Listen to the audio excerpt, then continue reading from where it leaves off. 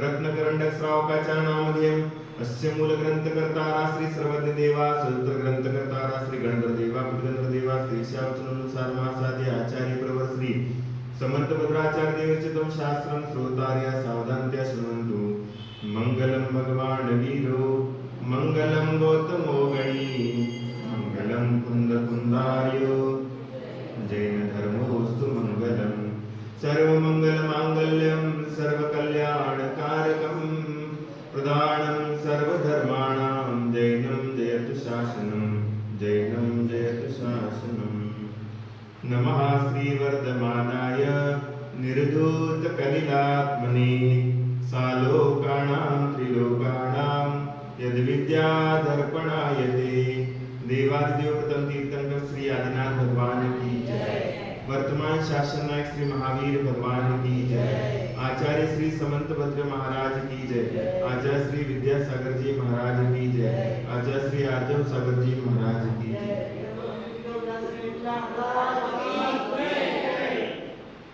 इस तरीके की कई लोगों की भावनाएं होती हैं, लेकिन ये सारा दर्शन जरूर मिलता है, लेकिन जैन दर्शन कहलाता है कि जब तक आप सब चीजों का त्याग नहीं करते तब तक आपके जीवन में मोक्ष की प्राप्ति नहीं होगी। अगर आपके मन में इतने धागे भर का भी विकल्प है, मन में धागा ऊपर से पहना नहीं है, लेकिन अंतरंग में आपके मन में एक धागे के बराबर भी कोई विकल्प है तो भी आप मोक्ष नहीं जा पाओगे। जैसे 5 पांडव थे, इन 5 पांडवों में 3 पांडव मोक्ष गए और 2 पांडव तो कहां चले गए? सर्वार सिद्धि विमान में जाकर के उत्पन्न हुए। ये सर्वार सिद्धि विमान कहां होता है? तो ये सर्वार सिद्धि विमान यहां से 7 योजन ऊपर क्या है, सबसे लास्ट का जो विमान है, ईशत प्रागभार नाम की पृथ्वी जिसको मोक्ष कहते हैं, उसके नीचे का जो विमान होता है उस विमान का नाम सर्वार सिद्धि कहलाता है। और इस सर्वार सिद्धि में जाने वाले जो लोग माने आत्माएं होती है, जो जीव होता है, वो पूर्व जन्म में मुनि होता है। कोई भी सामान्य व्यक्ति ऐसे स्वर्ग में जा ही नहीं सकता। 16वें स्वर्ग के आगे जाने वाले कौन होते हैं? तो सिर्फ और सिर्फ मुनिराज ही जाते हैं। उसके आगे 16वें स्वर्ग के आगे कोई भी नहीं जाता।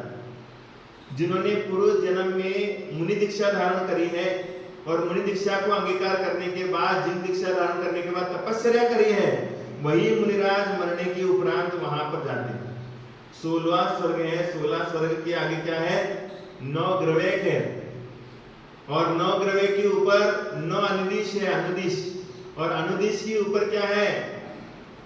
5 अनुत्तर विमान है और 5 अनुत्तर विमान के ऊपर इसको ईशत प्रागभार नाम की पृथ्वी है और ईशत प्रागभार नाम की पृथ्वी पे अधर में सिद्ध भगवान विराजमान होते हैं।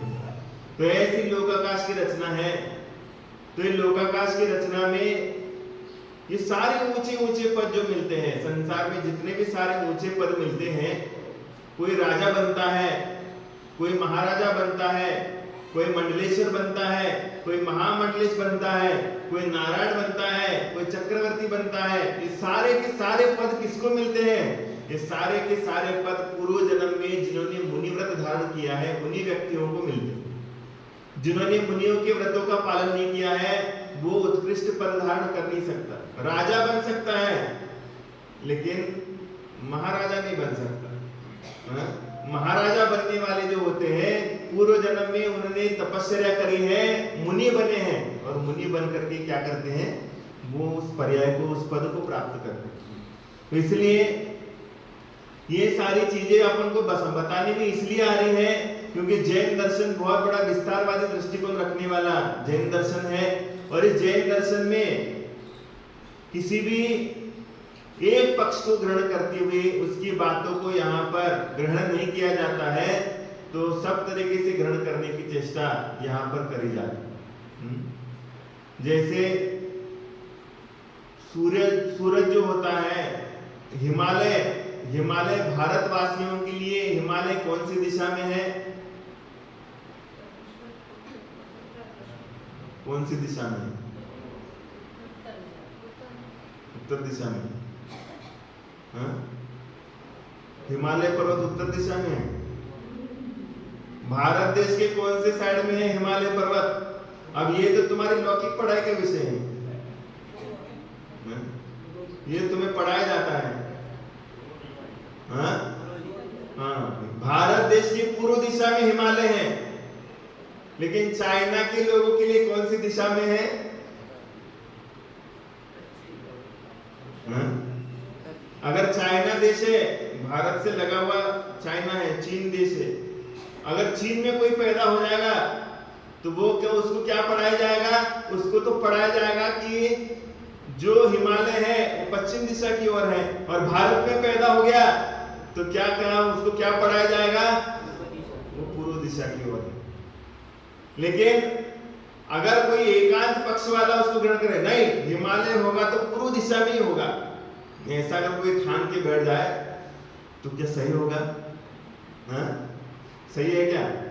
नहीं, सही इसलिए नहीं है क्योंकि भारत देशवासियों की अपेक्षा से तो हिमालय पूर्व दिशा में सही है, लेकिन चाइना में बैठे हुए लोगों के लिए हाँ, ये भारत देश के हिसाब से ठीक था, चाइना वालों के हिसाब से ठीक है क्या? नहीं, वो गलत है। इसलिए जैन दर्शन कहता है कि दोनों पक्षों को ग्रहण करके उसको सिद्धि करता है। इसलिए जैन दर्शन की जो भी सिद्धांत है, वो जैन दर्शन के सिद्धांत कोई भी तोड़ नहीं पाता है, उसका कोई भी मुकाबला नहीं कर सकता, ऐसा जैन दर्शन है। और इस जैन दर्शन में बहुत सारी चीजें हैं जो अपन समझेंगे धीरे धीरे धीरे करके, बहुत सारी अच्छी अच्छी बातें बताई है, लेकिन कई लोग इसको समझते नहीं है, प्रवचन सुनते नहीं है, और जब ये चीजों को नहीं समझते, जब तक सुनते नहीं हो तब तक आपको इस सिद्धांत के बारे में जानकारी नहीं होती, और जानकारी नहीं होती तो आपको जैन दर्शन के ऊपर श्रद्धा नहीं होती। श्रद्धा किसको होती है? जिसको उसके बारे में प्रतीति आ चुकी है, अनुभूति आ चुकी है, या फिर जिसको उसके बारे में जानकारी है, वो उसके मामले में क्या करता है? श्रद्धा रखता है। लेकिन जिसको इसका कुछ भी ज्ञान नहीं है, हाँ? कुछ भी ज्ञान नहीं है, तो वो व्यक्ति क्या कहेगा? अरे ये भी तो सभी धर्मों के जैसे ही, ये भी तो धर्म है, इसमें और उसमें क्या विशेषता है? लेकिन नहीं, सभी लोगों को समझना चाहिए कि अपने साधु जो होते हैं, नग्न साधु रहते हैं, नग्न दिगंबर अवस्था में रहते हैं। दिगंबर अवस्था में रहने का क्या प्रयोजन? क्या कपड़ा नहीं मिलता क्या जीवन में? हाँ, ऊपर से खड़े रह करके आहार करते हैं, क्या बैठने के लिए पैर मुड़ते नहीं क्या? क्या बैठने के लिए कोई कहता नहीं क्या? सब होता है, लेकिन ऐसा क्यों करते हैं? क्योंकि जिन्होंने दिशाओं को अंबर ही मान लिया, दिशाओं को वस्त्र मान लिया, उनको बाहरी वस्त्र की आवश्यकता नहीं। हाँ? जिनके मन में कोई विकार ही नहीं रहा, जिनके मन में कोई विकार नहीं रहा है, तो उनको वस्त्र पहनने की आवश्यकता क्या है? क्योंकि वस्त्र भी परिग्रह की श्रेणी में आता है। आप लोगों को जानकारी है कि आप वस्त्र पहनते हो तो वस्त्र पहनने वाले के मन का अंतरंग कैसा होता है, ये आप लोग सभी जानते हो, मेरे को बताने की आवश्यकता नहीं। जो वस्त्र पहनता है उसका मन अंतरंग कैसा होता है, और जो वस्त्र नहीं पहनता है, जो वस्त्र नहीं पहनता है उसका अंतरंग कैसा होता है, ये भी समझने की बात है। उसका अंतरंग कैसा होता है? उसका निर्मल मन होता है। और वस्त्र पहनने वाला व्यक्ति जो होता है वो कुटिल से कुटिल मायाचारी करता है, राग द्वेष करता है, अपने पापों को छिपा लेता है, अपने विकारों को छिपा लेता है।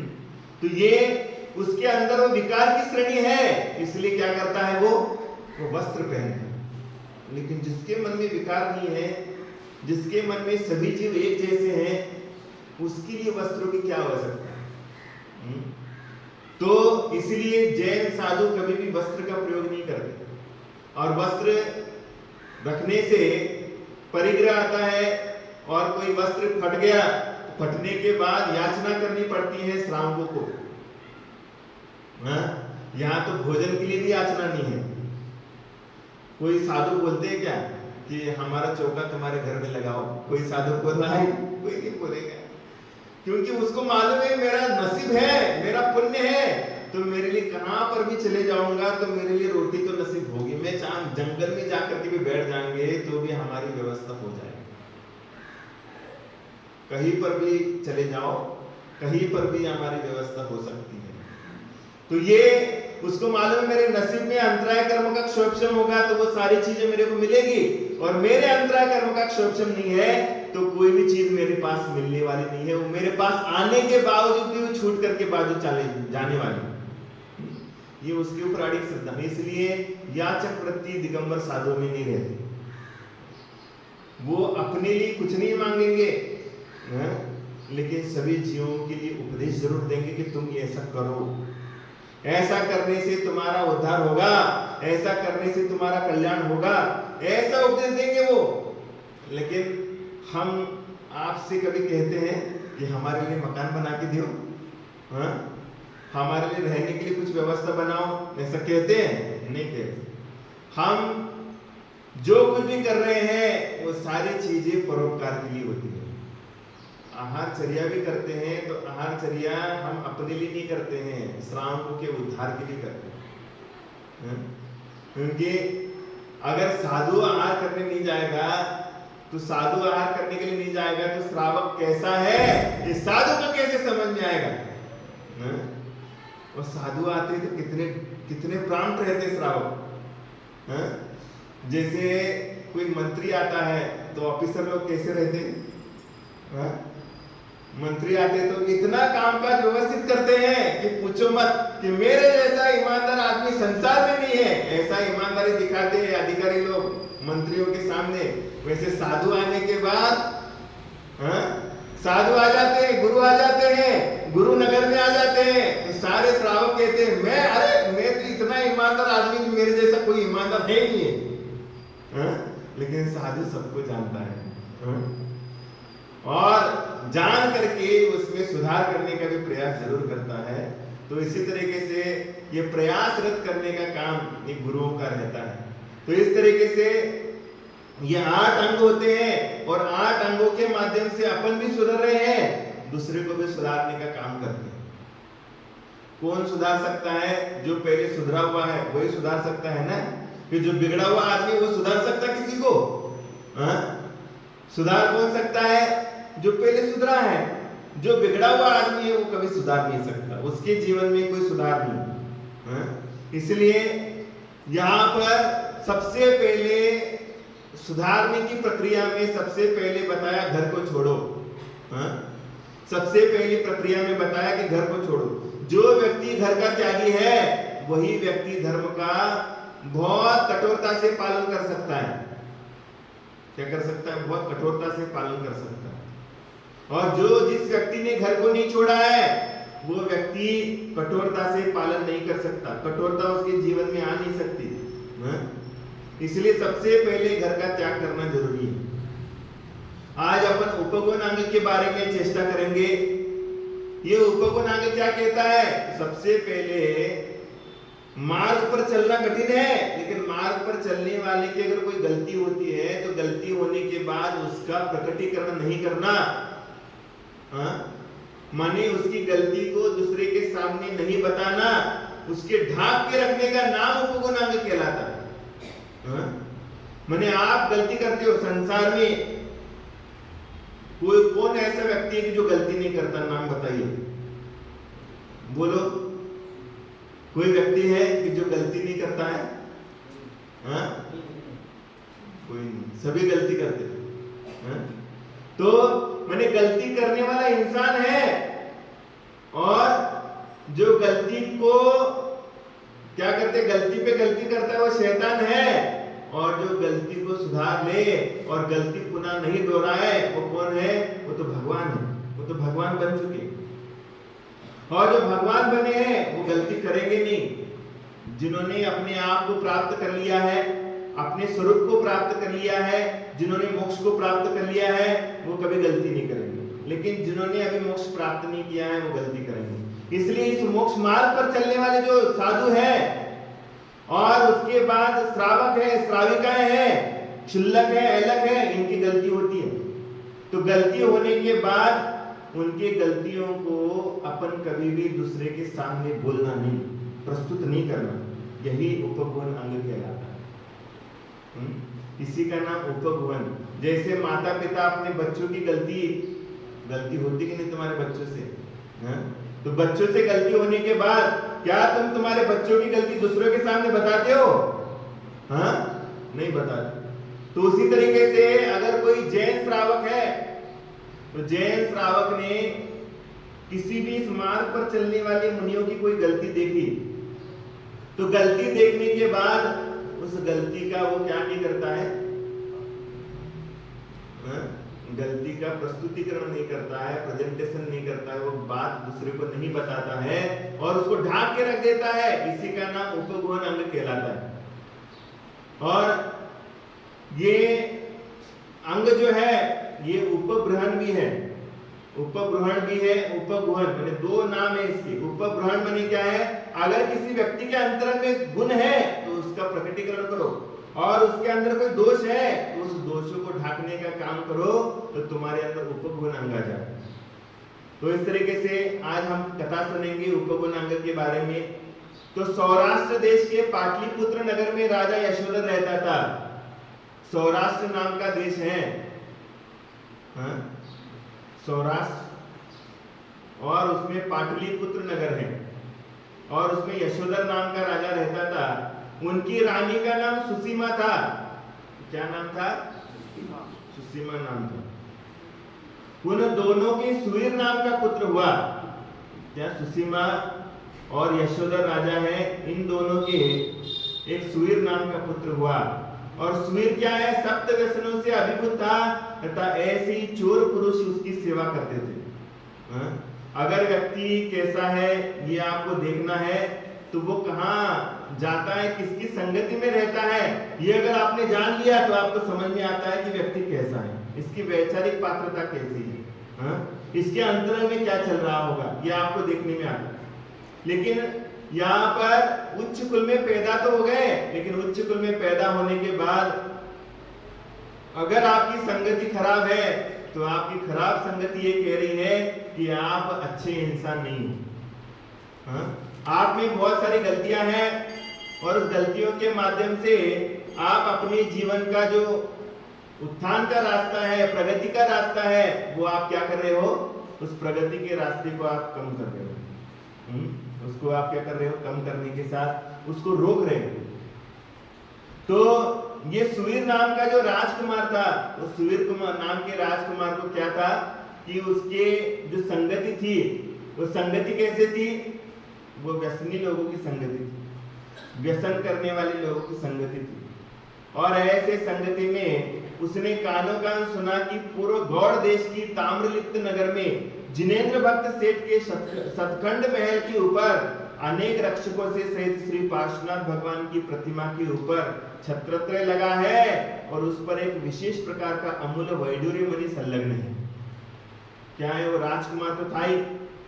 और आप लोगों को जानकारी होना चाहिए, पहले के लोग अगर अपने घर में कोई भी व्यक्ति गलत काम करता था तो एक बार माफ कर देते थे, दूसरी बार माफ कर, तीसरी बार जो है ना उसको घर के बाहर निकाल देते, उसको घर में नहीं रखते थे। क्योंकि ज्यादा से ज्यादा क्षमा जो होती है 3 बार की जाती है, तीसरे बार से चौथी बार उसको क्षमा नहीं दिया जाता है, उसको तो दंड दिया जाता है। एक बार आपकी क्षमा माफ करी जाएगी, दूसरी बार क्षमा माफ करी जाएगी, तीसरी बार क्षमा माफ करी जाएगी, लेकिन चौथी बार जब भी ऐसा प्रसंग आता है तो चौथी बार आपको दंड दिया जाता है। तो ऐसे राजकुमार के भी ऐसे कार्य थे कि उस कार्य को देख करके उसके माता पिता ने उसको घर से बाहर निकाल दिया। और घर से बाहर निकाल दिया तो लोगों को शरण होता है कि जो शराबी व्यक्ति की संगति, माने शराबी व्यक्ति के दोस्त कौन होते हैं, शराबी होते हैं। जुआरी के दोस्त कौन होते हैं, जुआरी लोग होते हैं, क्योंकि वो अपने ही लेवल के व्यक्तियों के साथ उठता बैठता। तो क्या हुआ कि वो जब राजकुमार बाहर निकल गया तो उसके जो दोस्त थे वो सारे के सारे 7 व्यसनों में लीन थे। तो 7 व्यसनों की पूर्ति कैसे करेंगे, कहीं ना कहीं तो चोरी डाका डालना पड़ेगा ना। चोरी के बगैर पैसे आएंगे कहां से? अगर आप चोरी नहीं करोगे तो आपके शौक कैसे पूरे होंगे? क्योंकि घर से तो पैसा मिलना नहीं है, तो पैसा कहां से आएगा? तो चोरी करो। तो उसने समझ लिया कि मेरे लिए एक बार काम कम करना है और माल ज्यादा कमाना है, यही सबके सपने रहते। मेरे को काम करना कम पड़े और माल ज्यादा मिले, यही सब सोचते हैं। तो ऐसा हुआ कि उसने सोचा कि मेरे लिए कम समय में ज्यादा माल कहां पर मिल सकता है, तो ताम्रलिप्त नगर में जिनेंद्र भक्त सेठ हैं, उनका स्वयं का जिनालय था और जिनालय में भगवान पार्श्वनाथ की प्रतिमा है। और उस भगवान पार्श्वनाथ के ऊपर एक छत्र लगा हुआ है। और वो छत्र कैसा है? वो छत्र वैडूर्य मणि से लिप्त है। वैडूर्य मणि ऐसा रहता है कि वैडूर्य मणि के प्रभा से आपके घर में कोई भी अंधेरा नहीं आता। पहले के लोग, आप जरूर सोच रहे होंगे कि पहले के लोग अपने घर में कैसे रहते थे। तो पहले के लोगों का इतना पुण्य था कि उनके महलों में, पहले के राजा लोग रहते थे, राजाओं के महलों में कोई भी लाइट थी क्या? लाइट वगैरह नहीं थी। तो रात के समय में उनके घर में प्रकाश आता कहां से था? तो उनके महल ऐसे बनते थे कि पूरे के पूरे रत्नों से बनते थे, और रत्न जो होते थे ओरिजिनल होते थे, और ओरिजिनल रत्नों के माध्यम से क्या है, उनके घर में आभा बनी रहती थी, प्रभा बनी रहती थी। तो रात भी हो गई, तो रात होने के बाद भी कैसा था? रात होने के बाद भी उनके घर में उजाला रहता था। तो ऐसे वैडूर्य रत्न का क्या था? छत्र था। ओरिजिनल, सारी चीजें ओरिजिनल मिलेगी आपको। और पहले के लोग ओरिजिनल चीजों का इस्तेमाल करते थे, डुप्लीकेट चीजों का इस्तेमाल कतई नहीं करते थे, क्योंकि उनका पुण्य ऐसा तेज था। कई लोग मेरे लिए प्रश्न पूछते हैं कि महाराज जी, भगवान महावीर के जन्म समय 3.5 करोड़ रत्नों की वर्षा हुई, किसके द्वारा? ये आवाज बढ़ा दो।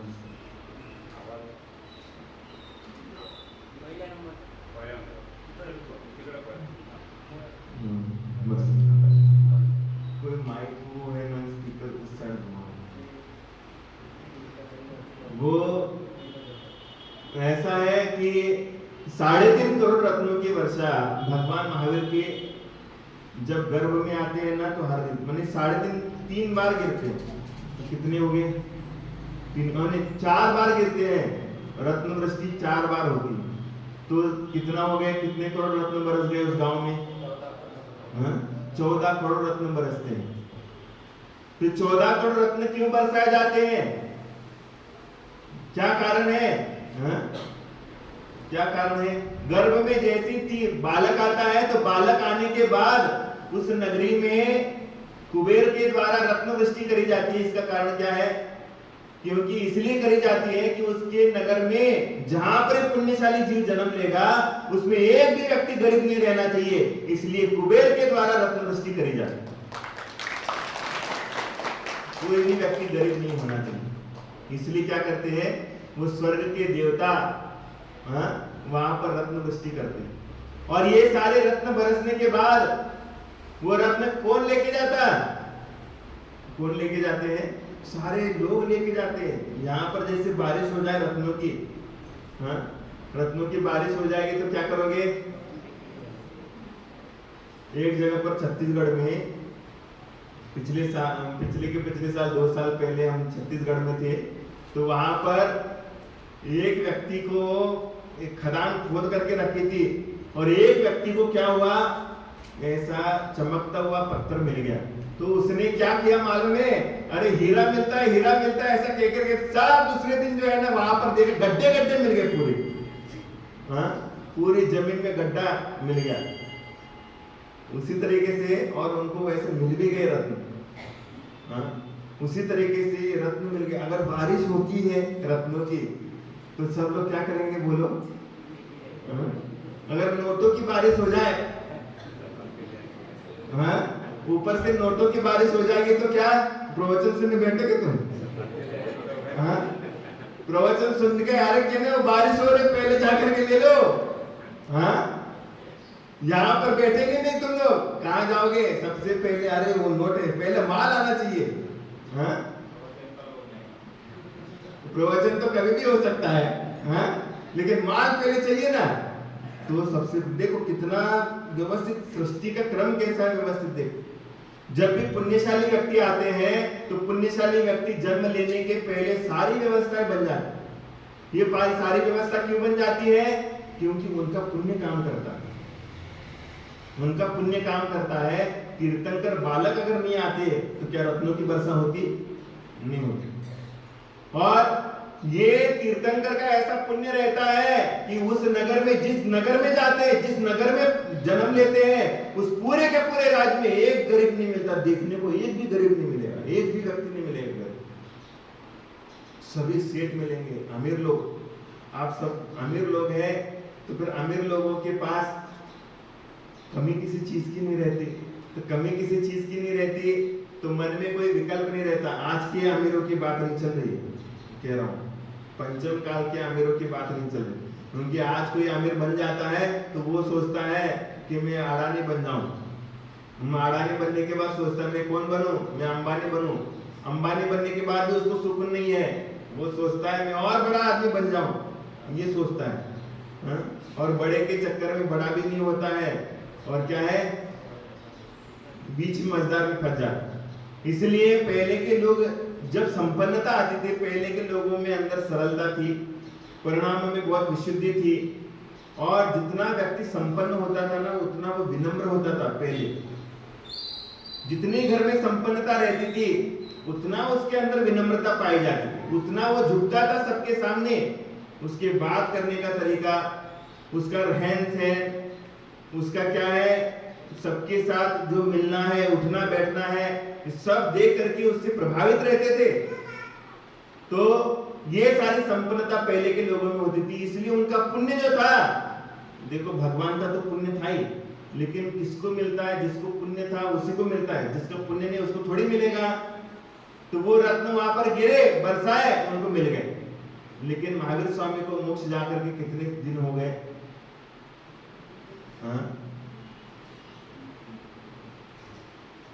कितने साल हो गए मोक्ष जाकर के? निर्वाण कल्याणक मनाते कि नहीं मनाते? हाँ?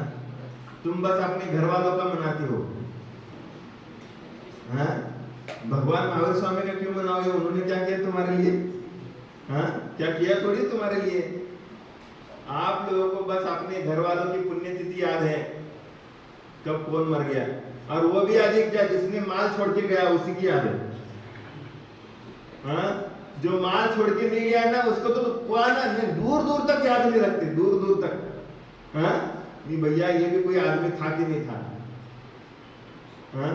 तो जो माल छोड़ के गया ना उसकी बराबर याद रहती, क्योंकि भैया माल छोड़ के गया ना अपने लिए। तो इसलिए ये महावीर स्वामी भी आपके कोई ना कोई तो थे। इनको मोक्ष जाकर के 2550 साल हो गए। कितने हो गए? 2550 साल हो गए। अभी 2591 लगेगा इस साल। तो अब 25 मैंने 2500 साल में ज्यादा थोड़ी हो गए। फिर भी वो रत्न कहाँ नहीं मिले, अभी कहाँ है, कहाँ चले गए? अभी रहना चाहिए था ना वो रत्न। तो वो रत्न अभी क्यों नहीं मिलते हैं? वो रत्न इसलिए नहीं मिलते हैं क्योंकि आज के लोगों का पुण्य नहीं। आज के लोगों का पुण्य नहीं है। पहले के लोगों का ऐसा पुण्य था, ऐसा पुण्य था कि क्या करते थे मालूम है? वो चावल भी किसमें पकाते थे? घी में पकाते थे चावल। ऐसा पुण्य था, जबरदस्त पुण्य था। यहाँ पर चावल पक रहा है और पूरे गली में उसकी खुशबू फैल रही। यहाँ पर चावल हो रहा है और पूरे क्या है, गली में पूरी खुशबू लग रही है। और आज के लोगों का ऐसा पुण्य है कि आज चावल पक रहा है किचन में, लेकिन हॉल में भी खुशबू नहीं जा रही। चावल पक रहा है किचन में, लेकिन खुशबू कहाँ नहीं जा रही? तो हॉल में भी नहीं जाती। चावल हो रहा है कि नहीं, वो सीटी मार देता है, वो हो गया भैया चावल। पहले के लोग, अभी दादी मेरी बेटी है, इसके जमाने में बहुत अच्छा रहता था भोजन पानी। तो वो उनका पुण्य था। और जैसे जैसे ये पुण्यशाली व्यक्ति जा रहे हैं वैसे वैसे सारी चीजें डुप्लीकेट मिली। पहले के लोग दूध पीते थे कैसे व्यवस्थित। पहले लोग दूध बेचते नहीं थे। और आज के लोग दूध बेचते हैं। मैंने कितना वो आज लोग खरीदते हैं दूध, बेचना तो दूर। पहले कोई भी ऐसा जैन व्यक्ति का परिवार नहीं रहता था कि जिसके घर में दूध कभी खरीदना पड़ता। उसके घर में जैन का परिवार है, अगर जैन व्यक्ति है तो उसके घर में सब चीजें रहेंगी, उसके घर में सब्जी रहेंगी, उसके घर में अनाज रहेगा, उसके घर में दूध रहेगा, घी रहेगा, दही रहेगा, सब कुछ रहेगा उसके पास। लेकिन आज अपन देखते हैं, आज जैनों के पास जाते हैं तो सबसे पहले दूध नहीं मिलता, बाकी की तो चीज बाहर की। ये क्यों हो गया? क्योंकि सबसे बड़ी बात है कि तुम्हारा पुण्य क्षीण हो गया। पुण्य क्षीण हो गया क्योंकि सबसे बड़ी बात यह है कि जिसके घर में पुण्यशाली व्यक्ति नहीं है उसका पुण्य डाउन हो जाता है। पुण्यशाली, और सबसे बड़ी इस संसार में पुण्यवान जो रहता है, तो पुण्यशाली व्यक्ति कौन है? इस धन संपत्ति जो है वो गाय कहलाती है। और गाय जिस व्यक्ति ने पालना बंद कर दिया उसकी संपत्ति को क्या हो गया? घाटा लग गया। और गाय भी डुप्लीकेट नहीं होना चाहिए। कैसी गाय चाहिए? देसी गाय चाहिए, तो तुम देख लेना उसके घर में किसी चीज की कमी नहीं पड़ेगी। और जिस घरों में गाय नहीं है, संपन्नता धीरे धीरे घटती जा रही है। और संपन्नता है भी, लेकिन संपन्नता का भोग नहीं कर पा रहा है, परेशानी ज्यादा आ रही है। तो ये सारी चीजें हो रही हैं, तो इसीलिए अपना पुण्य कमजोर हो रहा है। इसी तरीके से पहले के लोग मंदिरों में वैडूर्य मणि आदि के माध्यम से मंदिर बनाते थे, तो वैसे ही है ताम्रलिप्त नगर में जिनेंद्र भक्त सेठ का 6 खंड महिला माने 6 खंड का मकान था, 6 खंड का मकान। और उसने ऊपर के खंड में भगवान पार्श्वनाथ की प्रतिमाएं रखी और उसमें छत्र लगा, और उस पर एक विशेष प्रकार का अमूल्य वैडूर्य मणि संलग्न है। लोग वश उस सुवीर ने अपने पुरुषों से पूछा कि क्या कोई उस मणि को लाने में समर्थ है? तो ये सुवीर नाम का जो चोर था, उसने पूछा कि ये मणि मेरे को कैसे मिल सकता है? ये चोर में से कोई ला सकता है क्या उसको? ऐसा पूछा। तो सूर्य नामक चोर ने गला फाड़ करके कहा कि यह तो क्या है, मैं इंद्र के मुकुट का मणि भी ला सकता हूं। तो उसमें से एक सूर्य नाम का चोर था, वो कहने लगा आप क्या कह रहे हो, ये मणि तो छोड़ दो, मैं तो इंद्र के मुकुट का मणि भी ला सकता हूं, ये तो मेरे दाएं हाथ का खेल है। तो ऐसा कहने के बाद इतना कह करके वह कपट से क्षुल्लक बन गया। अब चोरी करना है तो क्या करोगे? क्या करोगे? सबसे पहले उसका सारी चीजें अपन जानकारी लेंगे कि भैया कैसे अपन उसको चोरी कर सकते हैं। तो उसने अब जैन मंदिर में चोरी करनी है, तो क्या किया उसने? क्षुल्लक का भेष धारण कर लिया। और क्षुल्लक का भेष धारण करने के बाद क्या किया देखो, और अत्यधिक काय क्लेश से ग्राम तथा नगरों में क्षोभ करता हुआ क्रम से ताम्रलिप्त नगरी में पहुंच गया। और क्षुल्लक बनने के बाद बहुत तपस्या, ऐसा उसका ढिंडोरा पीट गया, ये साधु बहुत तपस्या करते हैं, बहुत साधना करते हैं। ऐसा सब लोगों के मुख में उनका नाम आ गया। सभी लोग क्या करने लगे? उसकी वाहवाही करने लगे क्षुल्लक की। जैसे वाहवाही करना चालू हो गया तो वो उसकी प्रसिद्धि क्या हो गई? वो ताम्रलिप्त नगर में भी पहुंच गए, जहां पर एक जिनालय था। तो प्रशंसा से शोक को प्राप्त हुए जिनेंद्र भक्त सेठ ने जब सुना, तब वहां जाकर के दर्शन कर, वंदना कर तथा वार्तालाप कर उस क्षुल्लक को अपने घर में ले आए। और जब कहने लगे कि ये जैन क्षुल्लक वहां पर आए और इतने तपस्वी हैं, तो जिनेंद्र भक्त सेठ ने क्या कर लिया? उनको अपने घर में लेके आए। और घर में लेके आए और उसने पार्श्वनाथ देव की उसे दर्शन कराए। महाराज जी आते तो क्या कराते हो? सबसे पहले मंदिर के दर्शन कराते। तो उसने भी क्या कराए?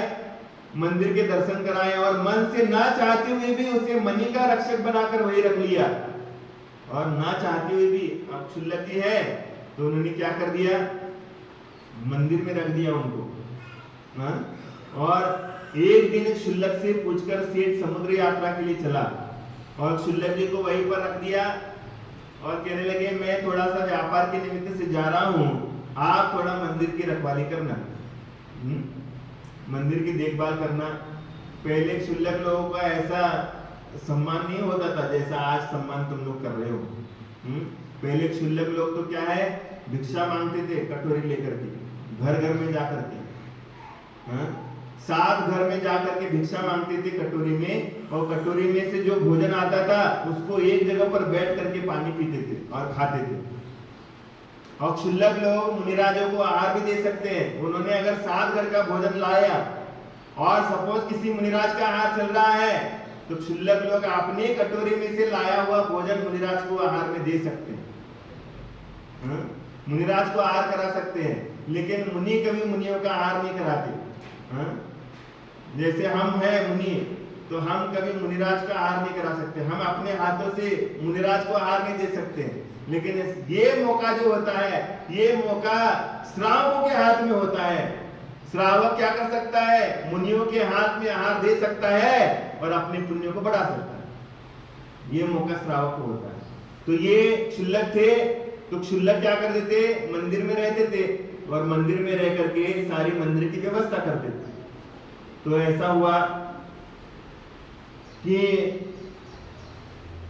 समुद्र यात्रा के लिए जब सेठ चला जाता है, तो वह चोर क्षुल्लक घर के लोगों को सामान ले जाने में व्यग्र जान करके आधी रात के समय उस मणि को लेकर चलता बना। और क्या हुआ, सेठ जी तो समुद्र यात्रा के लिए निकल गए व्यापार करने के लिए, और उसको तो खुला घर मिल गया, खाली घर मिल गया। तो जैसे खाली घर मिला तो उसने क्या कर लिया, मंदिर में से भगवान की छत्र के ऊपर का जो वैडूर्य मणि है उसको चुरा लिया। और चुराने के बाद क्या कर लिया, वो भाग करके चला गया। और जैसे चलते बना, मणि के तेजस्वी मार्ग में कोतवालों ने उसे देख लिया। और पहले बता रहा हूं मैं, पहले के मणि ओरिजिनल होते थे, रत्न ओरिजिनल होते थे, उसकी आभा बहुत लंबे लंबे लंबे दूरी तक गिरती थी। तो जैसी चोरी करके ले जा रहा है, वैसा उस मणि का जो प्रकाश है, मणि का प्रकाश चमकता हुआ जा रहा था। वैसे कोतवालों ने उसको देख लिया कि कोई ना कोई तो व्यक्ति चोरी करते हुए जा रहा है। तो जब ऐसे उन्होंने देखा तो क्या हुआ, तो समझ लिया कि ये चोर कोई ना कोई तो चोरी करके जा रहा है। तो फिर क्या हुआ, तो उसके देखने के बाद उसका पीछा किया, और पीछा किया तो कोतवाल उसे बच करके भागने में असमर्थ हुआ। वो चोर क्षुल्लक सेठ की शरण में जाकर के कहने लगा कि मेरी रक्षा करो, मेरी रक्षा करो। क्या हुआ कि वो जो चोर क्षुल्लक का भेष धारण किया हुआ चोर था, वो तो चोर क्या है, जिसके घर में जहां पर मकान था, उस जिसके घर में गया था वहां पर वही सेठ जी बैठे थे जिनके मंदिर में इसने चोरी कर दी। माने वो कल जाने वाले थे समुद्र की यात्रा में, और अंतिम यहाँ पर अंतिम पड़ाव था रात का। तो रात के पड़ाव में क्या कर लिया, वो उन्हीं के मकान में जाता है जहां पर उनका विश्राम था, और वहां जाकर के देखता है, कहता है सेठ जी मेरी रक्षा करो, रक्षा करो, क्योंकि मेरे पीछे सैनिक लगे हैं, मेरे पीछे कोतवाल लगा है, मेरी रक्षा करो, ऐसा कहते। तो ऐसा कहने के बाद कोतवालों का कलकल शब्द सुनकर के तथा पूर्वापार विचार कर सेठ ने जान लिया यह चोर है। क्या है, कोतवालों को भागते हुए आकर के देख लिया, और उसने चोर चोर ऐसा करके जब बोला तो समझ लिया कि इसने जरूर कुछ ना कुछ तो चोरी करी है। सेठ जी ने समझ लिया। अब सेठ जी ने समझ लिया, अब सेठ जी को क्या करना चाहिए बोलो। जो क्षुल्लक को उन्होंने सम्मान पूर्वक अपने मंदिर में रखा, और मंदिर में रखने के बाद अब वही क्षुल्लक जो है उसके पीछे चोर मैंने सैनिक पड़े पकड़ने के लिए। अब वो वही आकर के उनके सामने गिड़गिड़ाता है, मेरी रक्षा करो, मेरी रक्षा करो। अब वो कोतवाल जो है वो सामने आता है सेठ जी के। अब सेठ जी को क्या करना चाहिए बोलो, क्या करना चाहिए? हाँ, क्या करना चाहिए? माने महाराज के भी चोरी करते क्या है? लेकिन अगर मुनिराज का चोरी का भेष धारण करके, डुप्लीकेट भेष धारण करके अगर कोई चोरी करे तो क्या करेंगे? हाँ? क्या करोगे बोलो ना। कुछ ही नहीं बोलते तुम लोग, क्या फिर तुम लोगों को जानकारी नहीं है? ऐसा कभी हुआ ही नहीं है, हाँ? तो जब इस तरीके का चोर महाराज जी के सेठ जी के सामने जाता है और सेठ जी समझ जाता है कि ये चोर है, तो क्षुल्लक बना है लेकिन ये चोर है, और कोतवाल आकर के सामने खड़ा हो जाता है। और सामने आकर के खड़ा होने के बाद वो जान लेने के बाद भी क्या करते हैं, परंतु धर्म का उपहास बचाने के लिए उन्होंने कहा यह मेरे ही कहने से रत्न लेकर के आया है। क्या बोला उन्होंने? हाँ, सेठ जी ने बोला ये चोर है, सेठ जी को मालूम है, और वो कोतवाल भी आकर के पूछ रहा है चोर है ये, लेकिन सेठ जी ने क्या किया, जानबूझ करके कह दिया कि मैंने ही इसको ये मनी लाने के लिए बोला था। क्योंकि क्यों ऐसा कहा उन्होंने? ऐसा क्यों कहा था? क्योंकि उसने क्षुल्लक का भेद धारण किया। हाँ? कोई कहता है ना, तू अगर मेरे परिवार का नहीं होता तो मैं तेरे को फिर दिखाता। हाँ, ऐसा कहते कि नहीं?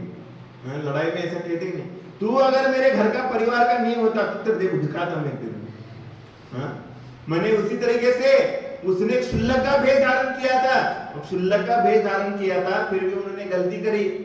अब गलती करने के बाद वो चाहते तो उसको कोतवालों के हवाले में कर सकते थे, लेकिन उन्होंने नहीं किया। हाँ, उन्होंने सोचा ये तो मेरे धर्म का ही अपमान हो जाएगा, इसलिए उन्होंने क्या कहा कि उन्होंने मंगाया था कि मनी को मंगाया था क्या? नहीं, फिर भी उन्होंने क्या कहा, मैंने ये रत्न मंगवाया है, ऐसा कहा। ऐसा कहकर के कोतवालों को वहां से भगा दी, और कोतवालों को वहां से जाने के लिए कहा। उसी तरीके से आपके हाथ में मोबाइल है, आपके हाथ में बहुत मोबाइल है, और मोबाइल ऐसा है कि दुनिया के सारे कांड तुमसे करवाता है। मोबाइल यूज करने वाला कौन सा काम नहीं कर सकता? वो चोरी कर सकता कि नहीं? झूठ बोल सकता है, उसके बाद परस्त्री सेवन कर सकता है, वेश्यागमन कर सकता है, जुआ खेल सकता कि नहीं? ये कि इतना सा मोबाइल है। आप कहोगे महाराज जी वो कैसे करता मोबाइल, बताइए हमारे लिए। मोबाइल कैसे चोरी करवाता है, बताइए महाराज जी, मोबाइल कैसे चोरी करवाता है, मैं बताऊं? बताओ क्या? मोबाइल कैसे झूठ बुलवाता है, बोला महाराज बताओ हमें, मोबाइल कैसे झूठ बुलवाता है? महाराज जी कैसे झूठ, माने वो मोबाइल कैसे झूठ होता है, बताऊं क्या मैं? बोलो क्या? दिखाना पड़ेगा कि प्रैक्टिकल। अब परस्त्री सेवन करवाता कि नहीं करवाता? अरे यहीं पर आता हूं, इंस्टाग्राम के माध्यम से दोस्ती हो गई, और उसके बाद क्या क्या हो गया, लफड़ाबाजी। सब मालूम तुम्हारे लिए, कोई नई बात नहीं। इतना सा मोबाइल है, लेकिन कितनी लफड़ेबाजी है, कितनी बड़े बड़े लफड़े होते हैं। तो ये सारी चीजें होती है।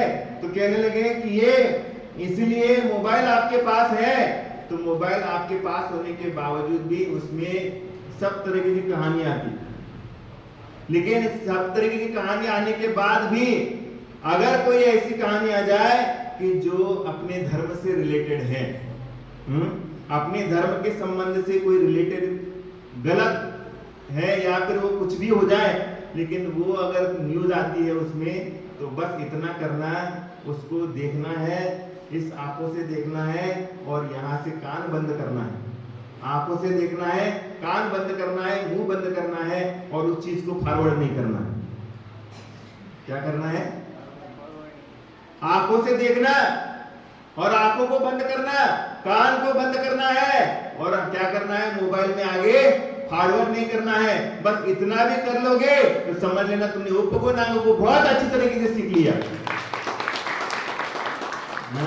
बहुत अच्छी तरीके से सीख लिया, और तुमने समझ लिया कि तुमने जानबूझ के विचार तो किया नहीं, किया कि नहीं किया, गलत है कि नहीं है गलत, हाँ, और तुमने उस तरीके का क्या कर दिया, प्रचार प्रसार कर लिया।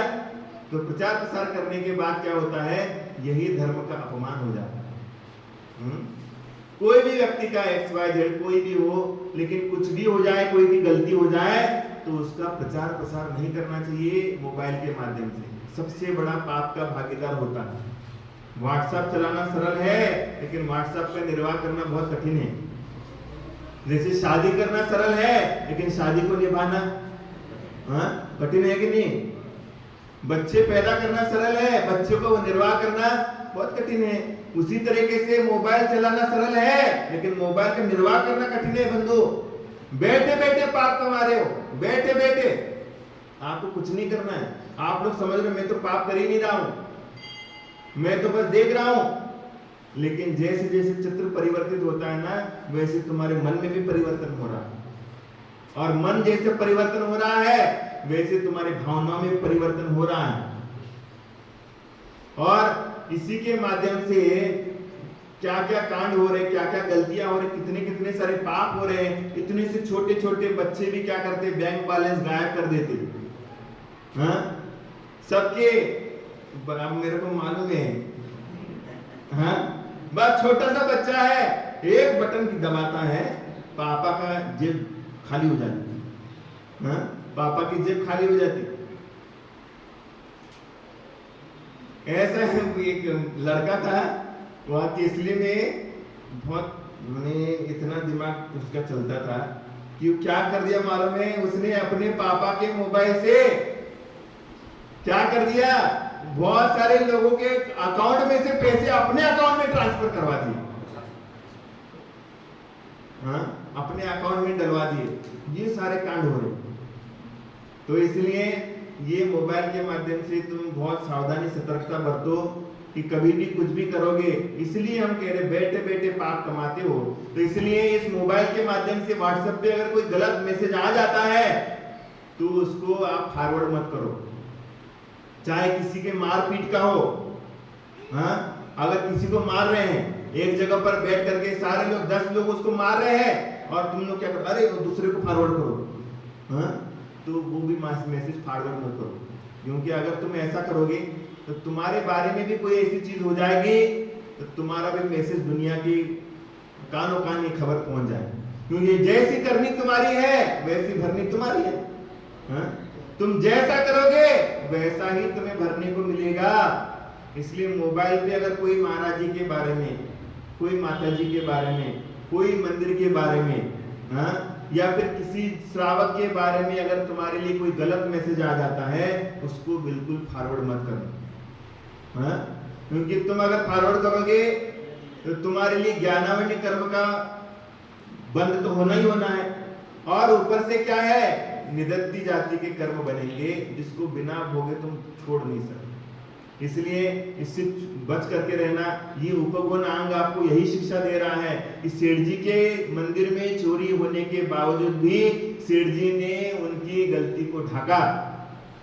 क्यों ढाका? क्योंकि क्षुल्लक की तरफ देखने का लोगों का अभिप्राय गलत हो सकता है। इसलिए उन्होंने क्या किया कि उस क्षुल्लक की गलती को ढाक करके कहा कि ये तो मैंने मंगाया था, ये रत्न तो किसने मंगाए थे, मैंने मंगाए थे। ऐसा कहकर के उनको बता दिया और कोतवालों को भगा दिया। और भगाने के बाद आप लोगों ने कहने लगे कि आपने धर्म का उपवास बचाने के लिए उससे कहा ये मेरे कहने से रत्न लाया है, और आप लोगों ने उसका पीछा करके अच्छा काम नहीं किया। और ऊपर से बोल रहे हैं कि आपने क्षुल्लक का पीछा करके अच्छा काम नहीं किया, और एक तपस्वी को चोर घोषित कर दिया। तदनंतर सेठ के वचन को प्रमाण मान करके कोतवाल लोग वहां से चले गए, और सेठ ने उसी रात्रि के समय क्या कर दिया, उस चोर को क्या कर दिया, लठ से पिटाई करवा क्या कर दिया। जब कोतवाल तो निकल गया, और कोतवाल को निकलने के बाद क्या किया, अब तो है, अब सेठ जी है, तो सेठ ने क्या किया, उसको धड़ाम धूम धुलाई करी।